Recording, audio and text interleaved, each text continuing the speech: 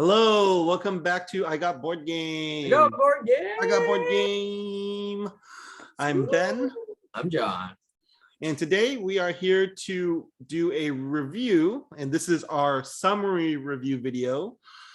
So we're mainly just going to give you the general rules of the game, along with guessing the weight.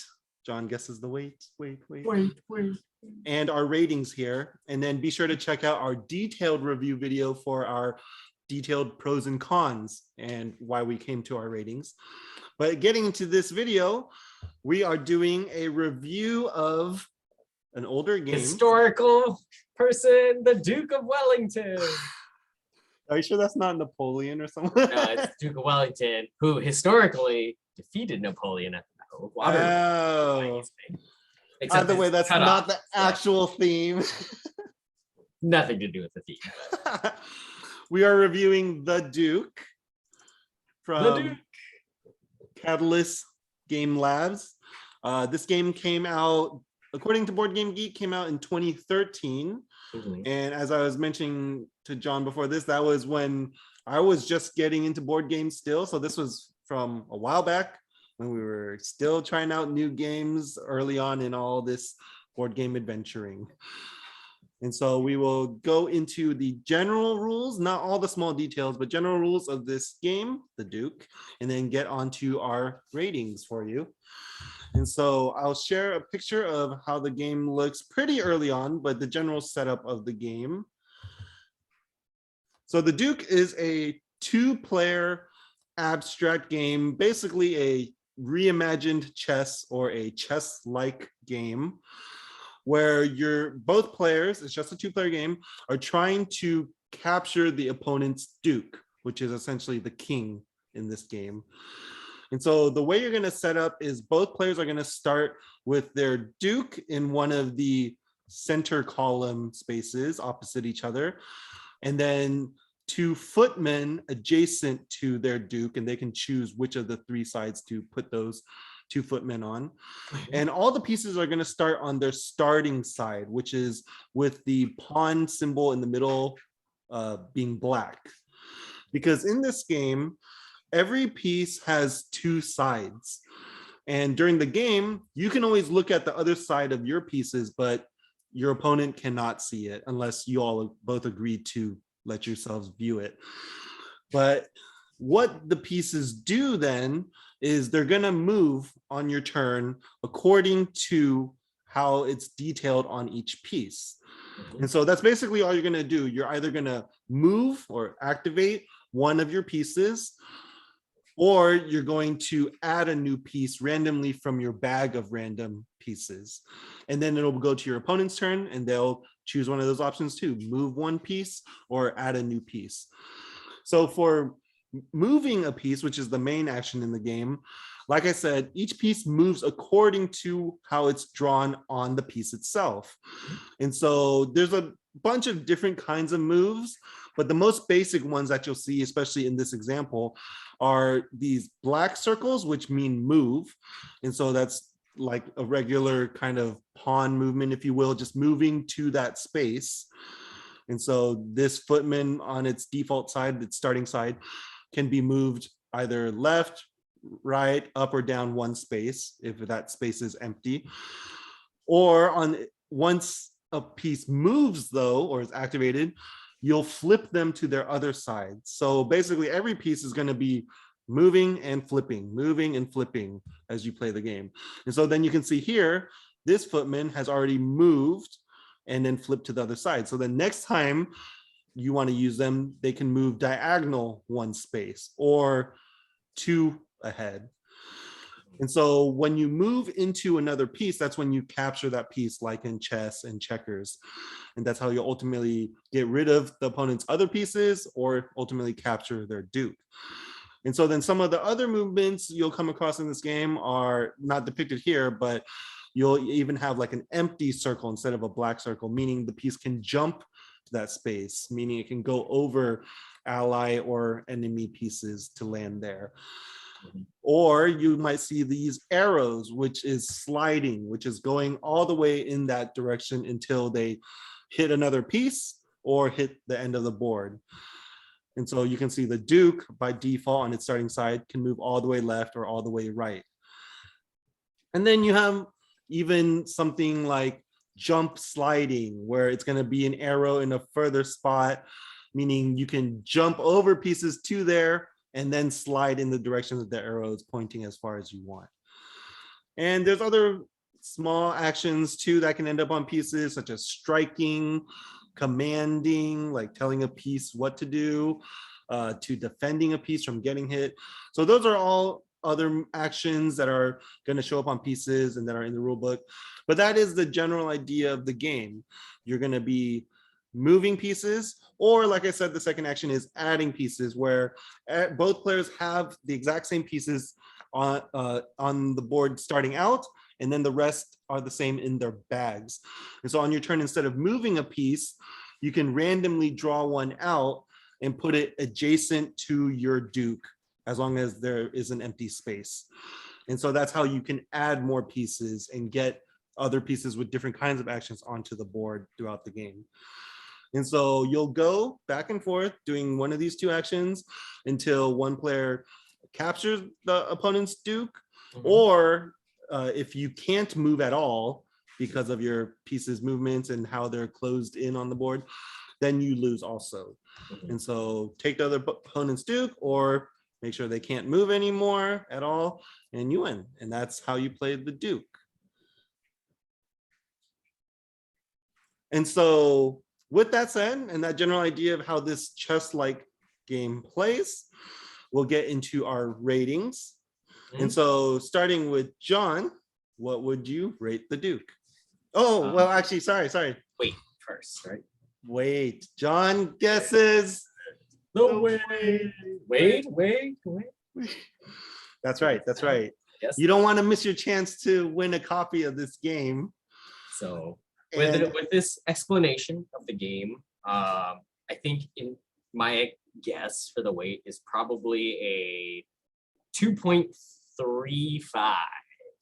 I don't think it's not a super heavy game to learn, but it does have a lot of complexity involved with the game. I don't think it's a weight of 3 or higher, because that seems really high. It's not that complicated of a game, but with the amount of strategy involved, it can get a little bit heavier. So it is more weighty than something that you just pick up and play really fast. So that's my guess. I might be completely wrong because it's been a while. so 2.35. Yes. Okay, and so I told John I was going to surprise him on this part of the video too this time, because there is a newer version of the Duke, which is pretty much, from what I've read, the exact same game, just with a new fancy box. Yep. But it is a separate entry on Board Game Geek.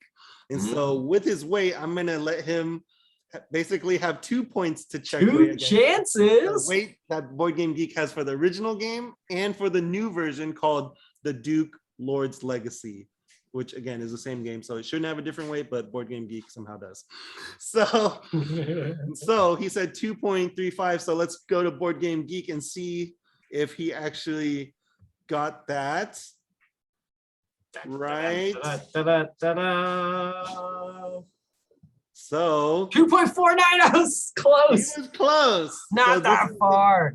Board Game Geek page for the original, the Duke, and he was close, about 0.14 off. And then for the Duke Lord's Legacy, it's way lighter for some reason.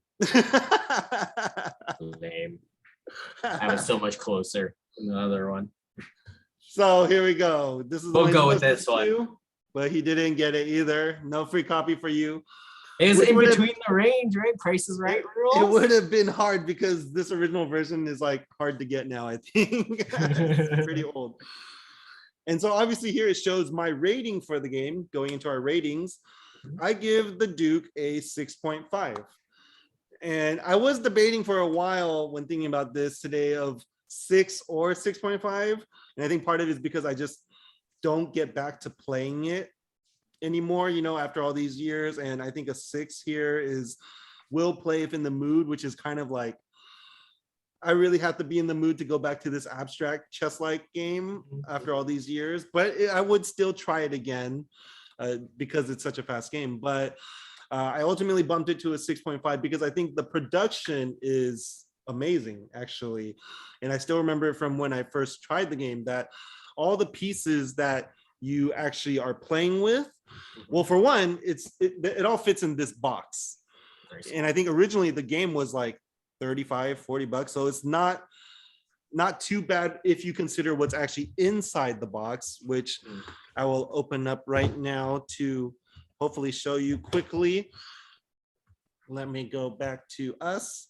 So you have like the board, a quad fold board, which was fine, like a smaller chessboard, right? Which is okay. But the main thing is both players having identical pieces in their own drawstring bags, and the pieces are all chunky wooden pieces, right? You can see how thick these are. And these are not like they're light, but they're wood. So it's not like light hollow plastic or something. It's chunky wood with their movements printed on it on both sides, right? The name of the piece and their actions. And I was like, I don't even think I see that much nowadays, you know, all these years later, of like these really custom pieces that are very functional since it is just moving on a square grid, but it's all printed on both sides like this to tell you how to actually use them. It's nice. It was a really nice touch, especially on wood. And so, yeah, that kind of bumps it up from a 6 to a 6.5 because of the production. And then my rating, I would have given this, or I give this game a 7. I think it's a very solid 2-player game. I would be willing to play this game with people. I think it's just, if you like 2-player games, especially of like older styles of, again, if you like playing chess, like playing checkers, you like playing Go, this is definitely an abstract game in those styles. It is a different aspect to chess, right? And I think the unique thing, as we've said, is there's obviously definitely different movements, but the fact that there's also a form of randomization into the game, which makes every time you play the game unique or different than the way you're going to play it, because every time you add new pieces to the board or manipulating or moving, it's going to change. It's not like chess where there's a certain number of variable permutations that can ever happen, right? Like there is a certain number of possible actions, right? That's why grandmasters and computers and all that stuff nowadays, when you talk about chess and your rating levels, the Duke has more variation and variety in the game in that sense of putting the randomization into it. Now, that being said, with strategy, then maybe it's not as easy to like decipher. Maybe you just draw bad pieces all the time. Who knows? But that I think also puts in a little bit of the element of a unique way of doing these 2-player strategy games, where sometimes it can be very not one note, but like there's certain like expected ways of playing the game or doing those games, versus with this game, you start off with a base set, but it changes every time you play. It's also not a huge game, right? As we were saying, so it's actually very easy to pick up. And even though there's a variety of pieces, it's not like you're so inundated with a bazillion new moves. They're all right there, right in front of you. And as stated before very clearly, there's patterns and shapes that actually show you directly on these tile pieces exactly how these pieces move, and is pretty intuitive too. So that's why I think it's actually a really well designed, and for the type of abstract game and kind of the other games it competes against that are abstract in this 2-player vein strategy, this is a very fresh way of creating something that is different than what these older games were like. Okay, so a 6.5 from me, 7 from John.